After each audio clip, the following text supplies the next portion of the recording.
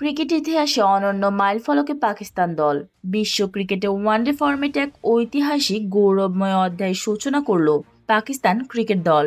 রাওয়ালপিন্ডিতে অস্ট্রেলিয়ার বিপক্ষে সিরিজের প্রথম ওয়ানডেতে মাঠে নামার সঙ্গে সঙ্গেই নিজেদের 1000তম আন্তর্জাতিক ওয়ানডে ম্যাচ খেলার অনন্য কীর্তি স্পর্শ করে তারা।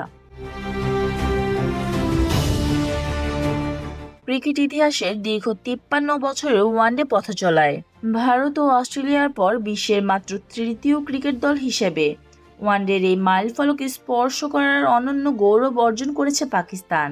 1973 সালের 11 ফেব্রুয়ারি ক্রাইস্ট চার্চে নিউজিল্যান্ডের বিপক্ষে ম্যাচ দিয়ে নিজেদের ওয়ানডে ইতিহাসে খাতা খুলেছিলেন পাকিস্তান। তৎকালীন অধিনায়ক ইস্তিখাব আলমের হাত ধরে শুরু হওয়া সেই পথচলা আজ শাহিনশাহ আফ্রিদির হাত ধরে 1000তম ম্যাচে মহোৎসবে রূপ নিল। ক্রিকেটের সকল আপডেট পেতে আমাদের সাথেই থাকবেন। ধন্যবাদ।